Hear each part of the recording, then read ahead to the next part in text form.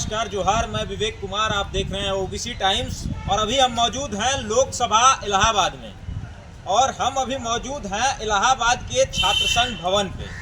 ये वही ऐतिहासिक छात्र संघ भवन है जहां से तमाम छात्र नेता निकले और देश की राजनीति में अपना कीर्तिमान स्थापित किया। यहां से छात्र संघ अध्यक्ष बनने के बाद चंद्रशेखर सिंह, जनेश्वर मिश्र, तमाम नेता निकले जो भारत की राजनीति की दिशा और दशा परिवर्तन करने में सफल रहे। हम आज उसी छात्र संघ भवन पे मौजूद हैं। हमारे साथ यहाँ कुछ युवा साथी मौजूद हैं जिनसे हम बात करेंगे कि क्या 10 साल का कार्यकाल रहा माननीय नरेंद्र मोदी जी का, वो कार्यकाल कैसा रहा। छात्र हितों से कुछ जुड़े मुद्दे हैं जिन पे भी चर्चा होगी। हमारे साथ कुछ साथी हैं। सबसे पहले तो आपका परिचय हम जानेंगे और स्वागत है आपका। सुधीर क्रांतिकारी, समाजवादी छात्र सभा कराची का सदस्य। और जैसा आपने सवाल पूछा कि 10 साल नरेंद्र मोदी जी का कार्यकाल का आ रहा है। देखिए, नरेंद्र मोदी का 10 साल कार्यकाल सिर्फ वादा फरेबी रहा, झूठ रहा और उसके बाद धोखा रहा, जनता के उम्मीदों के साथ छलावा रहा और ना किसानों के हाथ, ना मजदूरों के हाथ, ना नौजवानों के हाथ कोई भी रोजगार, चाहे उसकी आय दोगुनी हो, चाहे गरीबी मिटाने की बात हो, चाहे तमाम दलितों और पिछड़ों के संवैधानिक संस्थाओं में आरक्षण की घोटाला हो, चाहे नेशनल सिक्योरिटी का मामला हो, ले लद्दाख से लेके तमाम जगह बार्डेकोटिंग किया गया। उसके बाद युवाओं में देखेंगे जिस तरह से बेरोजगारी आता बढ़ा हुआ है और इस सरकार से कोई नाउमीदी है रहा है, कुछ देने की नहीं आई थी। बहुत ग्लैमराइज तरीके से पॉलिटिशियन करके एक उदय हुआ था नरेंद्र मोदी जी का। वादों का नारों के साथ देश में आए थे, वादा खिलाफी करके छात्राओं नौजवानों को ठगने का बस काम किया। आपने कहा कि किसानों की नहीं सुन रही है सरकार, लेकिन सरकार तो 2000 रुपये देती है किसान सम्मान निधि योजना के तहत। देखिए, ये कहे थे कि आए थे तो कहे थे कि किसानों की आय दोगुनी हो जाए। आज निकाल के आज देख लीजिए, गरीबी रेखा से नीचे जीवन यापन करने वाले लोगों को कहाँ तक ऊपर जाना चाहिए, उससे मुक्ति होना चाहिए। किसानों की गरीबी से मुक्ति होना चाहिए। आए दिन आप डाटा उठा के देखेंगे तो उससे गरीबी से नीचे हमारे देश की जनता और चली जाइए। ग्लोबल हंगर इंडेक्स में अगर देखेंगे तो 117वें पायदान पे भारत देश चला आया है।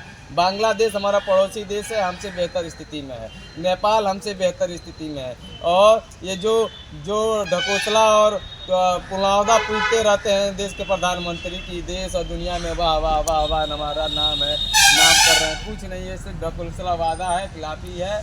यही सरकार में ना महिलाओं को, ना नौजवानों को, ना किसानों को, ना खिलाड़ियों को, ना कर्मचारियों को, ना एकेडमिशियन लोगों को, कि हर लोगों को सिर्फ ठगा गया है, जुमला दिया गया है और उसके नाम पे ये धर्म और जाति की राजनीति करके बरगला कर सिर्फ ध्रुवीकरण की राजनीति ये सीखने का काम कर रहे हैं। आपने कहा कि भुखमरी के मामले में भारत 117वें पायदान पे है, लेकिन यहाँ सरकार 5 किलो राशन तो दे रही है, फिर कैसे भुखमरी है भारत के अंदर। कहते तो कि हम गरीबी मिटा देंगे, आखिर में गरीबी अगर मिटी होती तो देश में 5 किलो राशन और चावल बांटने की क्या जरूरत थी। हमें आप देख सकते हैं, इस निज़ाम को देख लीजिए कि यह फांसीवादी निज़ाम तो किस तरह से हम बयां करें। इस देश में कापी किताब, पेन, पेंसिल और फीस पे टैक्स लगता हो और फीस को बढ़ाया जाता हो और जनता को राशन देने पे मुक्त किया जाता है और धर्म के नाम पे उन्हें भंडारा और तमाम सब्सिडी देने का काम होता है। यह देश किस पायदान की ओर, किस दिशा की ओर जाता है। एक बहुत बड़े विद्वान ने कहा था कि किसी भी देश की तरक्की को अगर नापना है, उस देश के विश्वविद्यालय की तरक्की को नाप लीजिएगा। आप देख लीजिएगा विश्वविद्यालय में आज जिस तरह से हताशा और निराशा और फीस वृद्धि कर दिया गया है, छात्रों के ऊपर फर्जी मुकदमा, FIR और जेल चूसने का काम कर रहे हैं। इस देश में शिक्षा का लगातार शैक्षणिक गिरावट हो रही है। उच्च क्वालिटी की जो शिक्षा मिलनी चाहिए वो नहीं मिल रही है। यहाँ प्रोफेसरों की जो नियुक्ति होनी चाहिए वो नहीं हो पा रही है। तो इस देश में शिक्षा का जब बंटाधार हो गया है तो आप देख सकते हैं यह देश में राजनीति की जो तय सीमा, मानक सीमा है वो कहाँ पे ले जाके खड़ी किए हुए हैं, राशन और चावल पे देश के युवाओं को। आप किसी भी मामले में देख लीजिए, व्यापारियों के ऊपर जीएसटी लगा के उनका जो धंधा, उनका बंटाधार करने का काम किए। किसानों में कृषि कानून मिल रहा है, बिजली का बढ़ोतरी हुआ, पानी जो मूलभूत सुविधाएं होती, स्वास्थ्य के क्षेत्र में कोई अच्छा काम नहीं हुआ, इंफ्रास्ट्रक्चर के मामले में कोई अच्छा काम नहीं हुआ, न सब बढ़िया सड़कें बन पाई, ना अच्छे स्कूलों का निर्माण हो पाया, ना 2 करोड़ रोजगार युवाओं को मिल पाया। अभी आरओ यूपीपी का परीक्षा लीक हुआ, जिस प्रदेश में पेपर का लीक हो रहा हो, जहाँ बच्चों के भविष्य के उम्मीदों के साथ कुठाराघात, धोखा, छलावा हो रहा हो, उस देश में समस्याएं बहुत विकराल है। देश बहुत भयानक स्थिति में पड़ गई है। और जो छात्र यहाँ बोल रहे हैं, जो जनवादी लोग बोल रहे हैं सरकार के खिलाफ, उनके ऊपर फर्जी मुकदमा करके जेल भेजने का काम कर रही हैं। मणिपुर देश जिनसे संभल नहीं रहा, जेल जल रहा है, 2 समुदायों में बांट दिया गया इसे, और ये कह रहे हैं हम शासन सुशासन बहुत अच्छी तरीके से चलाते हैं। सिर्फ झूठा वादा है और एक तरह से ये बोलते हैं इसको, पॉलिटिकल साइंस में वो बोलते हैं इसको ग्लैमराइज पॉलिटिक्स, जो है जो ग्लैमर का पॉलिटिक्स है, जो एक ध्रुवी पॉलिटिक्स है, जो अपने आप को दिखा रहे हैं कि सर्वे सर्वा हम देश के कल्याण में लगे हुए हैं। मोदी जी दिखावा की राजनीति कर रहे हैं। बिल्कुल, ये आइडेंटिटी पॉलिटिक्स कर रहे हैं और अपने आप के इर्द गिर्द ही रखना चाहते हैं। ये समझ रहे हैं इनके सिवा कोई नहीं है। लेकिन ये निज़ाम बहुत तानाशाही, फांसीवादी और क्रूर निज़ाम है। इस निज़ाम को बदलने की ज़रूरत है। आने वाले चुनाव में हम लोग सभी छात्र मिलकर इस सरकार को बदलने का काम करेंगे। मोदी जी के कार्यकाल के 10 साल पूरे हो गए, कैसा रहा 10 साल? देखिए, इसमें 10 साल जो 2014 में मोदी जी देश में आए थे, तो ये बोल के आए थे कि हम 2 करोड़ रोजगार देंगे, हर व्यक्ति के खाते में 15 लाख रुपया देंगे। आप आज जाके पूछिए किसी व्यक्ति से, किसी खाते में 15 लाख आए, किसी को 2 करोड़ रोजगार मिले? जब से इनका 10 साल कार्यकाल हुआ, 2 करोड़ रोजगार के हिसाब से 20 करोड़ रोजगार मिलने चाहिए। 20 करोड़ रोजगार मिलने के बजाय 10 करोड़ रोजगार इन्होंने छीन लिया है। पढ़े लिखे युवाओं को ये कहते हैं पटरी पे जाके ठेला लगाए, ठेला लगाने के लिए कढ़ाई और तेल महंगा कर दिए हैं। ये कहाँ से छात्र आएंगे? छात्र इस बार चुनाव में इनको पटकनी देने का कार्य करेंगे। ये लोग शिक्षा पे बात करेंगे, शिक्षा, रोजगार, चिकित्सा, जो कि इसमें देखेंगे तो भारत में सबसे बड़ी जो टैक्स है, जो इस पर टैक्स लिया जाता है, तो शिक्षा पे सबसे ज़्यादा, दूसरे नंबर पे शिक्षा पे सबसे ज़्यादा टैक्स लेता है। जो अमेरिका जैसे देश, इंग्लैंड जैसे देश जो शिक्षा फ्री करती है, चिकित्सा फ्री करती है, यहाँ पे टैक्स लिया जा रहा है। इंसान कफन के पैसे लिए जा रहे हैं, कफन पे जब टैक्स लगा दिया जा रहा है, जो कि देश में दाल, चावल, गेहूँ, आटा टैक्स फ्री होना चाहिए, इन सब पे ये भाजपा की सरकार टैक्स लगा दे रही है। युवा पढ़ नहीं पा रहे हैं। आप यहाँ इलाहाबाद विश्वविद्यालय, केंद्रीय विश्वविद्यालय में खड़े हैं, अभी इस साल, पिछली साल देखेंगे तो 400% वृद्धि हुई है। यहाँ पूर्वांचल से पढ़ने बच्चे आते हैं, गरीब किसान परिवार के बच्चे आते हैं, जो ठेला लगाते हैं, तो 400% वृद्धि में कहाँ से पैसे दे पाएंगे? उनको IAS भी बनना है, उनको तैयार करना है। माँ बाप 4000 रुपये देते हैं, उनको रूम का फीस देना है। ये लोग इन्हें हॉस्टल को फीस बढ़ा दिए हैं, कमरे का फीस बढ़ा दिए हैं। सरकार रहने तक का टैक्स बढ़ा दिए, 12% GST देना पड़ता है जो बच्चे रहने वाले हैं। यहाँ पे बच्चे आते हैं, गाँव गिराम से आते हैं, वो कैसे पढ़ेंगे? आप बताइए। ये वही लोकसभा है जहां हम अभी मौजूद हैं। यहीं से लाल बहादुर शास्त्री ने चुनाव लड़ा और देश के प्रधानमंत्री बने। ये वही लोकसभा है जहां से VP सिंह चुनाव लड़े, जीते और देश के प्रधानमंत्री बने। यहाँ के युवाओं की, छात्रों की क्या स्थिति आप देख सकते हैं। हमारे साथ कुछ और भी छात्र हैं जिनसे हम जानेंगे। नरेंद्र मोदी जी का कार्यकाल का 10 साल पूरा हो गया, कैसा रहा भैया? मैं एक शेर के माध्यम से कहूँगा, कहा तो तय था चिरागा हर एक घर के लिए, कहाँ चिराग मैसर नहीं शहर के लिए। आज पूरा शहर, पूरा देश अंधेरे में है। मोदी जी ने जैसे लोक लुभावन वादे किए थे, उन पर ज़रा भी आज कारगर नहीं है। आपने देखा होगा, इतने 2014 में इतने लोक लुभावन वादे हुए थे। आज 10 साल के अंतराल में कोई एक वादा अगर मोदी जी पूरा किए हों, तो वो आज जवाब दे जनता को। आज जनता जानना चाह रही, जो गारंटी ये चिल्ला रहे हैं, आप किस बात की गारंटी दे रहे हैं? आप गारंटी दे रहे हैं कि किसानों का जो है MSP का दाम मिलेगा, आप गारंटी दे रहे हैं कि छात्रों को मुफ्त शिक्षा मिलेगी, आप गारंटी दे रहे हैं कि मजदूरों को उनके जो है उचित मुआवजे मिलेंगे। लेकिन नहीं, आज इनकी गारंटी केवल इस बात की है कि मोदी जी अगर वापस से आ गए तो कहीं ना कहीं संविधान की गारंटी है कि संविधान बदल दिया जाएगा। अभी कल को एक जो है सांसद आनंद हेगड़े ने एक बयान दिया कि हमारे पास इतना बहुमत नहीं है कि हम संविधान बदल सके। मैं उसका खंडन करता हूँ, उसका जो है यहाँ पर दोहन करता हूँ। उन्होंने कहा कि अगर 400 पार अगर हमारी सीटें आ गई तो हम संविधान बदलने का काम करेंगे। आप बताइए, जब बाबा साहब अम्बेडकर ने जो संविधान बनाया था, आज उसको बदलने की बात हो रही है देश में। आज जो लोग किसान जो है आंदोलन कर रहे हैं, उनको खालिस्तानी बताया जा रहा है। छात्र आंदोलन कर रहे हैं तो उनको आतंकवादी बताया जाता है। आप देखेंगे 2014 में जब मोदी जी आए थे, तो उन्होंने कहा था कि 2 करोड़ रोजगार देंगे। 2 करोड़ के हिसाब से आज 20 करोड़ रोजगार कहाँ है देश में? आप देखेंगे कि हमारी जीडीपी कहाँ पहुँच चुकी है। आप देखेंगे एनसीआरबी के डाटे जब, तो आपको मालूम चलेगा कि उत्तर प्रदेश एनसीआरबी के डाटे में सबसे ज़्यादा अपराध में जो है संलिप्त है। आप देखेंगे जब हंगर इंडेक्स का डाटा, तो उसमें भी देखेंगे हमारा देश 117 नंबर पर है। आप देखेंगे जब यहाँ इलाहाबाद विश्वविद्यालय के हालात, तो आपको बता दें पिछले वर्ष 400% फीस वृद्धि हुई। जो गांव गरीब के जो बेटे हैं, जो जिनके माँ बाप जो यहाँ पर संघर्ष करके अपनी खून पसीना एक करके छात्रों को भेजते हैं पढ़ने के लिए, उनके पेट पे लात मारने का काम किया है सरकार ने। और आप देखेंगे कि विश्वविद्यालयों में जो वाइस चांसलर की नियुक्ति हो रही है, कौन से कोटे से हो रही है। आप देखेंगे कि जो आरक्षण के घोटाले हो रहे हैं नियुक्तियों में, वो किस तरह से हो रहे हैं। आपने देखा होगा 69,000 शिक्षक भर्तियों ने जो तो लोग उसमें से जो है आरक्षण के घोटाले से संलिप्त हैं, और वो लोग अपनी मांग कर रहे हैं, लेकिन उनका मांग सुना नहीं जा रहा है। आपने देखा होगा कि हमारा आंदोलन चल रहा था, लगातार छात्रों का आंदोलन 900 दिन से चल रहा था छात्र संघ बहाली को लेकर, कि हमारी छात्र संघ की यूनाइट वॉइस जो छात्र संघ की वॉइस थी, उसको दबाने का काम किया गया है। ये चाहते हैं कि जो है हमारा विपक्ष खत्म हो जाए, ये चाहते हैं कि सरकार इनके खिलाफ कोई वो ना करे। आपने देखा होगा 10 सालों में प्रधानमंत्री जी ने एक प्रेस कॉन्फ्रेंस करके जनता को जवाब देने का काम नहीं किया। इसलिए नहीं किया क्योंकि उनके पास बताने के लिए कुछ है ही नहीं, उन्होंने किया कुछ है नहीं। अब मैं मानता हूँ कि सड़कें बना दी आपने इंफ्रास्ट्रक्चर पे काम किया, लेकिन जब वहाँ सड़क पे चलने वाले लोग ही नहीं रहेंगे, आपने इतना ज़्यादा टैक्स, इतना ज़्यादा कर वसूलने का काम किया है। आप जाइए किसी बड़े वाहन से और आपको मालूम चल जाएगा, जब आप एक्सप्रेस वे और हाईवे पे चलेंगे तो कितना ज़्यादा आपको टैक्स देना पड़ता है, कितनी ज़्यादा जो है वहाँ टोल नाके पे टैक्स देना पड़ता है। तो जब आम लोग जो है जब सड़कों पे चल ही नहीं पाएंगे, तो उस हाईवे और एक्सप्रेस वे बनाने का क्या मतलब है। अभी हाल ही में एक वीडियो इलाहाबाद की वायरल हुई थी, जहाँ कुछ छात्रों को दौड़ाकर पीटा जा रहा था प्रशासन के द्वारा, उस पर प्रकाश डालिए, क्या मामला था और क्यों पीटा जा रहा था? देखिए, अगर इलाहाबाद की हालत बताने लगेंगे तो शायद पत्थर भी आंसू बहाने लगेंगे। हमारे बीच के जो छात्र नेता हैं और जो छात्र राजनीति से जुड़े हुए लोग हैं, जो लोग आंदोलनों पे विश्वास रखते हैं और आंदोलनों को पवित्र मानते हुए आंदोलन पे गांधीवादी रूप से जो है आंदोलन चलाते हैं, उनके ऊपर गैंगस्टर जैसी कार्रवाई, उनके ऊपर जेल में 6-6 महीने जो है 7-7 महीने उनको जो है यातनाएं सहनी पड़ती हैं। आपने देखा जिस वीडियो का जिक्र आप कर रहे हैं, वो वीडियो सिविल लाइंस का था। आरओ के परीक्षार्थी वहाँ पर अपनी री एग्ज़ाम की मांग कर रहे थे। यहीं एसीपी साहब उसे दौड़ा कर लाठियों से पीटने का काम करते हैं। यहीं का चीफ डॉक्टर एक छात्र के साथ उसने मुर्दाबाद के नारे लगाए, तो उसको दौड़ा कर लाठियों से पीटने का काम किया। यहीं का चीफ डॉक्टर राकेश सिंह एक छात्र को केवल इसलिए मारता है, इसलिए जो है उसका शोषण करता है, क्योंकि उसने मेस की सुविधा के लिए जो है उसकी आवाज़ उठाई। तो आप देखिए, इलाहाबाद विश्वविद्यालय हो चाहे इलाहाबाद हो, यहाँ पर ऐसी यातनाएं छात्रों के साथ की जा रही है जो कि बिल्कुल बर्बर है।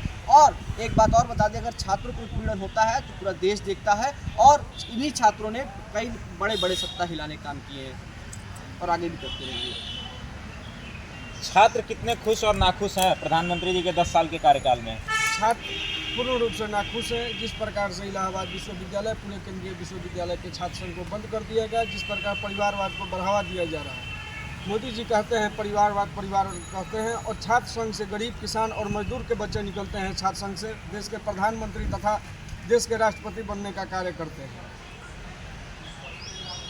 क्या लगता है इस बार सत्ता परिवर्तन होगी? ये सरकार जो है छात्रों के हितों की सरकार है? ये सरकार छात्र विरोधी, युवा विरोधी सरकार है। मोदी सरकार छात्र विरोधी है एवं युवा विरोधी है। विरोधी क्यों कह रहे हैं? पुलिस का क्योंकि इन्होंने कभी रोजगार नहीं दिया। इन्होंने जो जितने वादे किए सारे झूठे निकले। योगी सरकार, आप कह रहे हैं कि रोजगार नहीं दिया, पुलिस की वैकेंसी निकाली थी, आरओ की निकाली थी। वो निकालते ज़रूर हैं, लेकिन उसका पेपर लीक हो जाता है, और वही भाजपा के लोग, भारतीय जनता पार्टी के लोग कहीं ना कहीं संलिप्त होते हैं, ताकि वो अपने कोटे से अपने लोगों को वहाँ भर्तियों में भर्ती करा सके।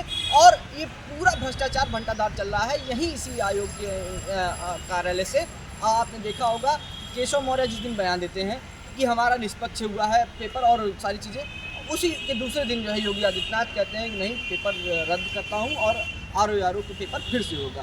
आप देखेंगे कि जब चुनाव आते हैं तभी ये लोग पेपर कराते हैं और उसी पेपर को लीक कराते हैं। ये जो जानते हैं कि बचे हुए जो जनता के बीच में पैसे हैं, उनको अपने बच्चों को देके फॉर्म भरवाते हैं, वो बच्चे फॉर्म भरते हैं लेकिन पेपर देते हैं, पेपर देने के बाद पेपर लीक हो जाता है। लेकिन अभी 6 महीने बाद ये बोले हैं कि 6 महीने तक चुनाव करा लिया, मतलब पेपर करा लिया जाएगा। आप देखेंगे 6 महीने पहले चुनाव ये खत्म हो जाएगा, तो ये लोग पेपर कराएंगे कि नहीं कराएंगे उसकी गारंटी ये लोग नहीं ले रहे हैं। लेकिन ये बोलते हैं कि 6 महीने, अब 6 महीने पहले पेपर क्यों नहीं करा सकते हैं? जब पेपर लीक होने की संभावना होती है तो पेपर 2 सेट पेपर तैयार होते हैं, अब उसी दूसरे पेपर को कराइए। अब दूसरा पेपर भी लीक कराने की इनकी संभावना होती है, 6 महीने के लिए टाल दिए हैं। अब चुनाव बीत जाएगा, पेपर नहीं कराएंगे, फिर 4 साल ऐसे ही बचा रहेगा। जब 27 का चुनाव आएगा यूपी में, फिर उसके बाद 26 में वैकेंसी निकालेंगे, फिर उसको लीक कराएंगे। ऐसे आप देखेंगे 2017 से पेपर ये लीक मामला चल रहा है। अब चाहे किसी भी चीज़ का, SSC का, GD के ले लिए, चाहे कोई भी जितना भी पेपर अभी तक कराए हैं, 9 पेपर इनकी सरकार में लीक हो चुके हैं, उसका जवाब देने के लिए कोई तैयार नहीं है। इनका उप मुख्यमंत्री बोलते हैं कि कोई पेपर लीक नहीं हुआ है,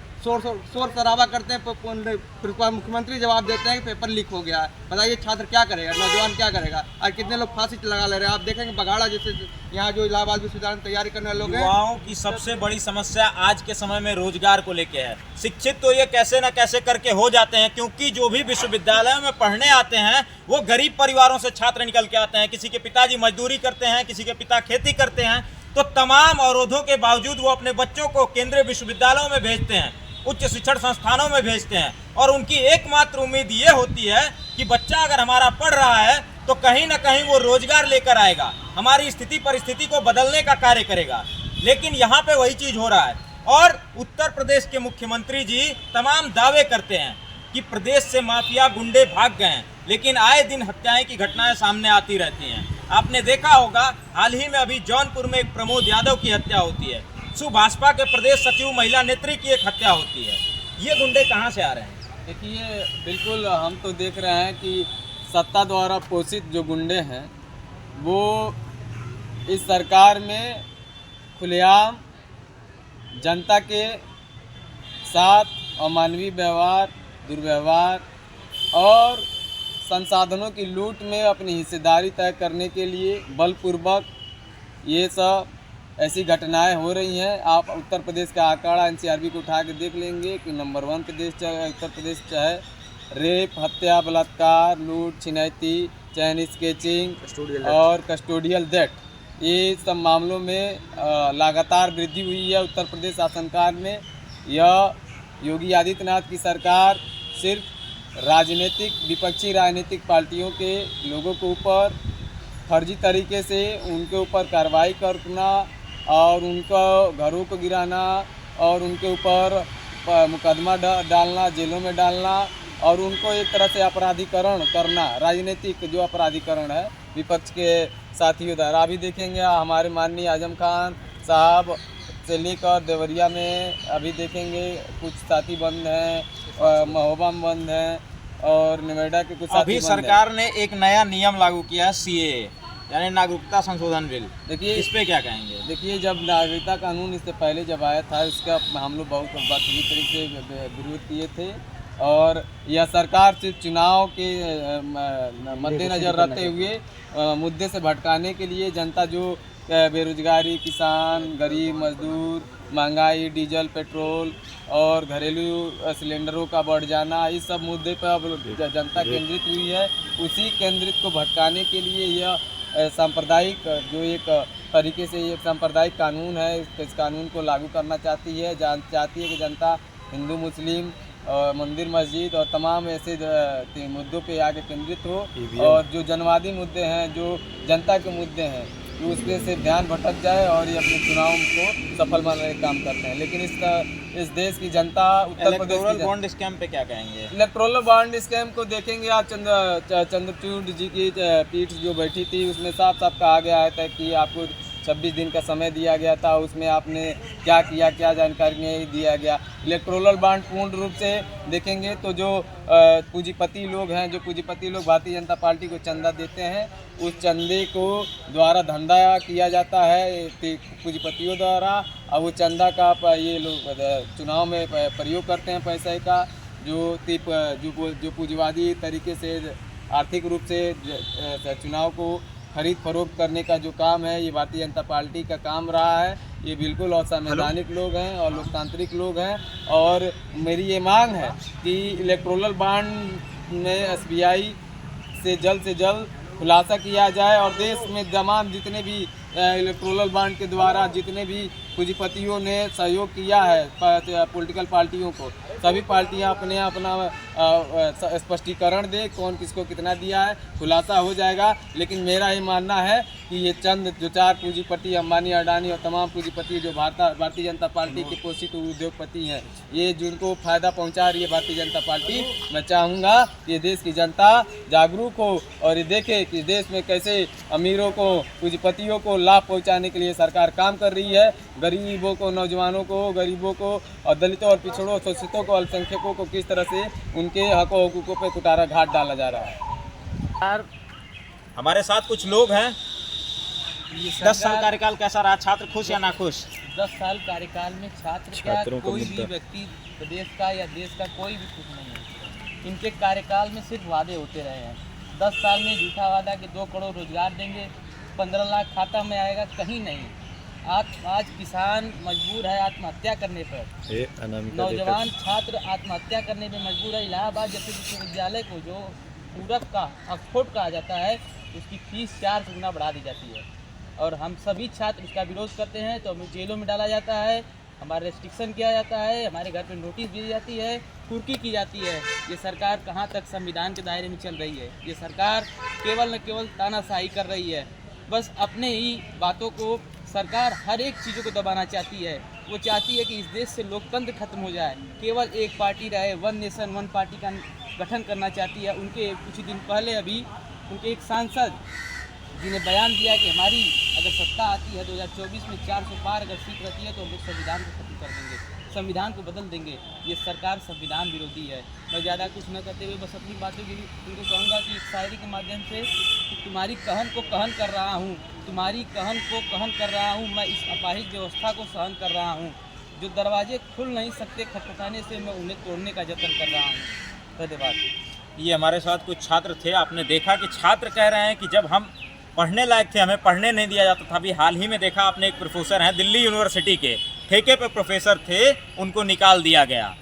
तब उन्होंने एक बयान दिया था कि जब हम पढ़ना चाहते थे तो हमें पढ़ने नहीं दिया जाता था, और आज के समय में हम जब पढ़ाना चाहते हैं, हम उस योग्य हैं, उस काबिल हम कैसे भी करके बन गए हैं और पढ़ाने जाते हैं विश्वविद्यालय में तो हमें निकाल दिया जाता है, पढ़ाने नहीं दिया जाता है। ये हमारे साथ कुछ इलाहाबाद विश्वविद्यालय के छात्र थे जिन्होंने अपना दुख दर्द चैनल के माध्यम से बयां किया। ये वही छात्र संघ भवन है। मैं चाहता हूं कि एक बार आप पूरा छात्र संघ भवन दिखाएं, जहां कभी चहल पहल हुआ करती थी, छात्रों का मजमा लगा हुआ करता था। लेकिन आज के समय में ये छात्र संघ भवन वीरान पड़ गया है। कहीं न कहीं सरकारें जो है छात्र नेतृत्व को बिल्कुल इस देश से खत्म कर देना चाहती है।